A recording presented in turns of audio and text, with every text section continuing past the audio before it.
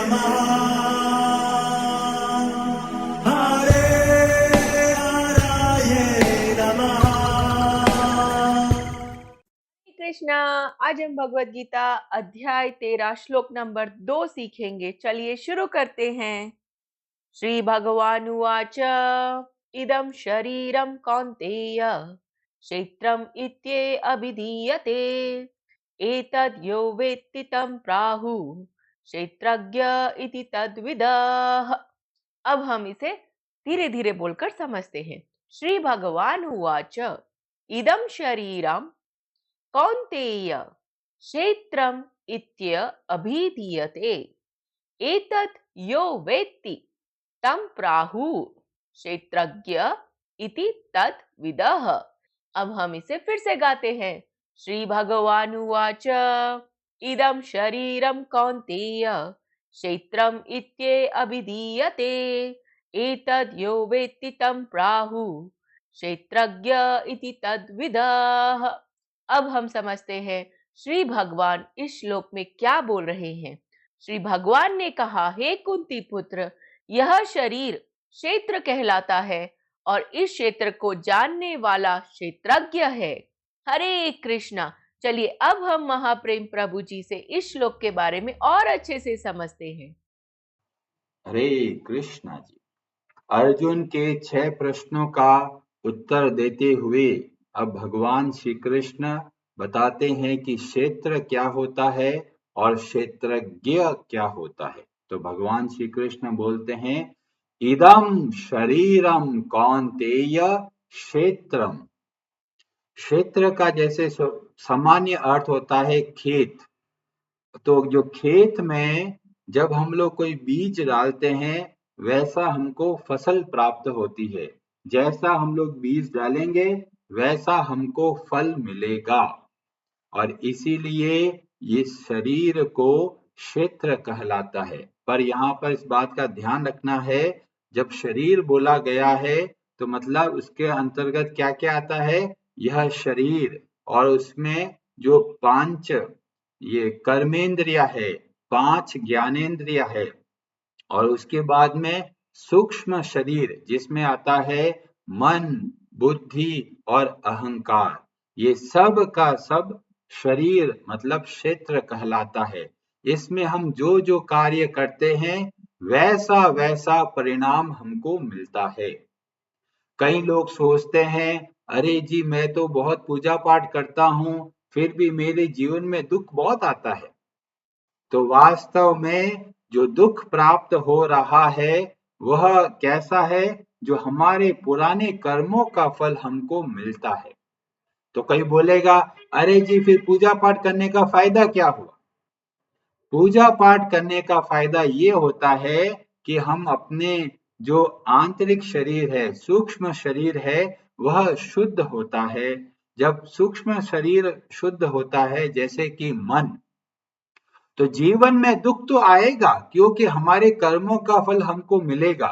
पर जब मन शुद्ध होगा तो मन विचलित नहीं होगा।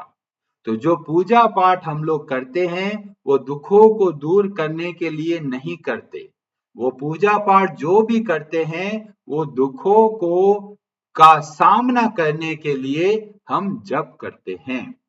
तो कई लोग ये लोग सोचते हैं, अरे जी वो तो बहुत पूजा पाठ करता है जी, जीवन में बहुत दुख आता है।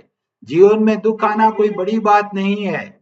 जीवन में जब दुख आ जाता है उससे विचलित हो जाते हैं या नहीं होते, उससे अंतर पता चलता है। जैसे 2 व्यक्ति हैं, दोनों चलते चलते गिर गए, दोनों के पांव में फ्रैक्चर हो गया, दोनों हॉस्पिटल में एडमिट हुए। एक जना तो रोए जा रहा है, दूसरे को कोसे जा रहा है। वो सोच रहा है, अरे वो सड़क खराब थी, अरे वो खड्डा आ गया, अरे मेरा फोन में बातें कर रहा था। 100 तरह की बातें करता रहता है, दूसरे को दोष देता रहता है। और एक व्यक्ति है वो भगवान को धन्यवाद देता है, हे भगवान बहुत कृपा हुई है, केवल पांव में फ्रैक्चर ही आया है, अगर कहीं और गलत जगह से गिर जाता और सर पे चोट लग जाती तो बड़ा भयंकर दुख होता।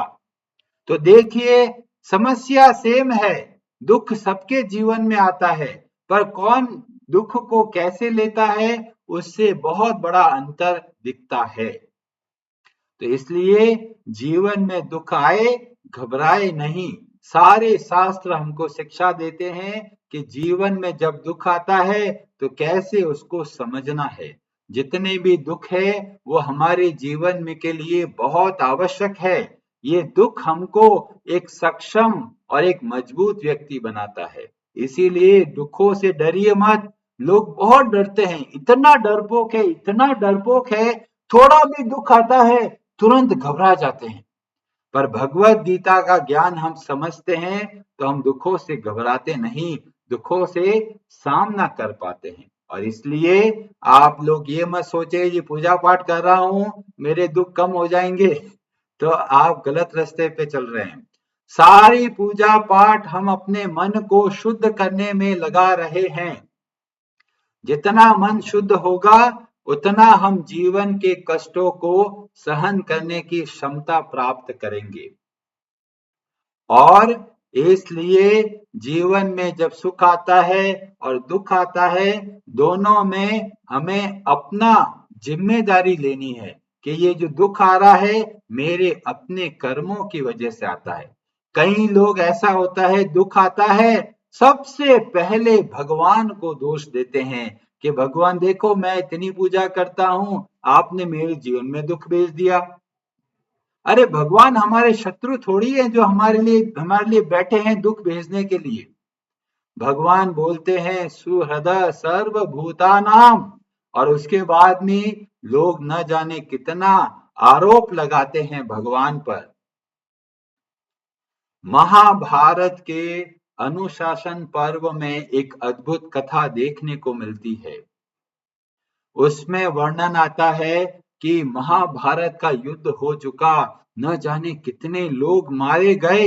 युधिष्ठिर महाराज बहुत दुख करते हैं, वो सोचते हैं कि मैंने इन सबको मारा का कारण बना हूं। तो भीष्म से प्रश्न करते हैं और भीष्म फिर उत्तर में एक कथा बताते हैं, वह कथा मैं आपको बता रहा हूं। तो एक बहुत बूढ़ी ब्राह्मणी औरत होती है, उसका पति नहीं होता, उसका बस एक छोटा बच्चा होता है और बच्चे का बहुत ध्यान से वो लालन पालन करती है, बच्चे का ध्यान रखती है। एक बार उस बच्चे को एक सांप डस लेता है। अब आप सोचिए एक बूढ़ी औरत जिसका बच्चा अगर मर जाए तो कितना दुख होता है। उसका कोई सहारा नहीं, और वो जो बूढ़ी औरत होती है बहुत चिंता करती है। इतने में ही एक शिकारी आता है, उसी सांप को पकड़कर और लाके रखता है उस बूढ़ी औरत के पास में और बोलता है कि ये वही सांप है जिसने आपके बेटे को मारा है, इसलिए आप इसको सजा दीजिए, आप इसको मार दीजिए। जो बूढ़ी औरत होती है ब्राह्मणी होती है, मतलब विद्वान होती है। वो क्या कहती है कि जो जाना था वो तो चला गया, पर क्यों अनावश्यक किसी जीव की मैं अब हत्या का कारण बनूं। इसलिए मैं इस सांप को नहीं मारना चाहती। हे शिकारी तुम इस सांप को छोड़ दो।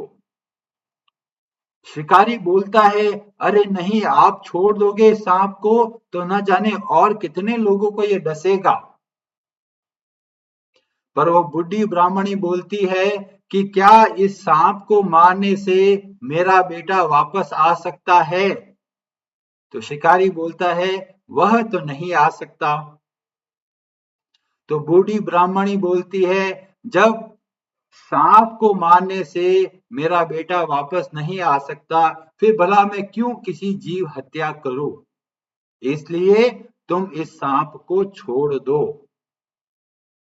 और शिकारी बार बार बोलता है ये सांप ही दोषी है, इस सांप ने आपके बेटे को मारा है, डसा है, इसलिए सांप अधिकारी है दोष का।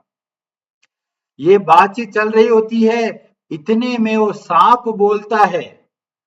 सांप बोलता है जी मैंने कुछ नहीं किया, ये तो मृत्यु ने मुझको प्रेरणा दी और इसीलिए मैंने इसको डसा है।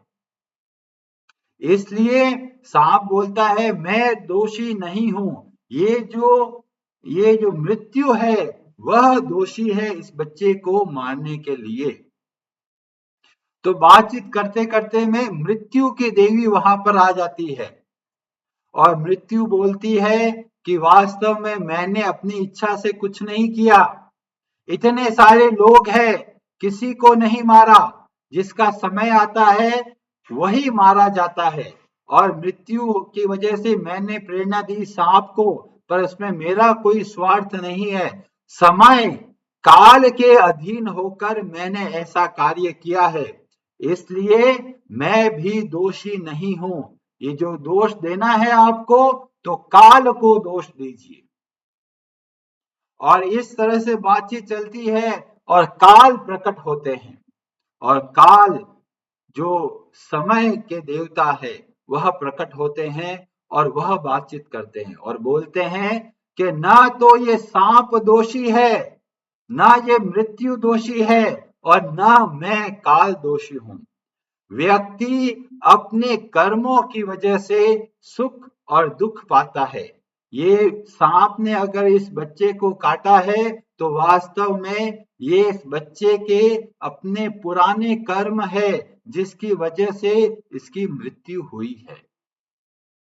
तो वास्तव में आप किसी को दोष मत दीजिए, सभी अपने कर्मों का फल पाते हैं समय के अनुसार। और इसलिए एक व्यक्ति को, एक सामान्य मनुष्य को चाहिए कि अपने कर्मों को अच्छे तरीके से शास्त्र के अनुसार कार्य करे। और यह बोलकर ब्राह्मणी भी संतुष्ट हो जाती है और वो बोलती है शिकारी को कि शिकारी अब देखो सबने बता दिया है, तुम सांप को दोषी मत मानो और इसको छोड़ दो। और यह कहकर भीष्म हमें समझाते हैं कि हर व्यक्ति अपने कर्मों के अनुसार जीता और मरता है, बाकी सब केवल निमित्त बनते हैं। कई लोग सोचते हैं अरे जी कोरोना वायरस हो गया जी इसलिए चले गए, कोरोना वायरस ने सबको तो नहीं मारा। कई बार ऐसा होता है डॉक्टर गलत सर्जरी कर देता है और दुख पाता है व्यक्ति, तो बीमार व्यक्ति, तो वास्तव में डॉक्टर जो होता है वो केवल निमित्त बना। और आप देखेंगे कि जीवन में जब किसी की मृत्यु होती है तो वास्तव में वो खुद उसका कारण होता है। हमें दिखाई देता है, कभी हमें दिखाई नहीं देता। पर जब भगवान श्री कृष्ण यहाँ पे बोलते हैं इदम शरीरम कौन्तेय क्षेत्रम, यह एक खेत है, जब किसान कुछ बीज डालेगा वही उसको परिणाम में मिलता है।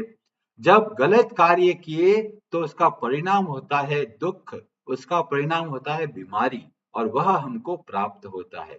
अच्छा कार्य करते हैं तो हमें अच्छा परिणाम मिलता है।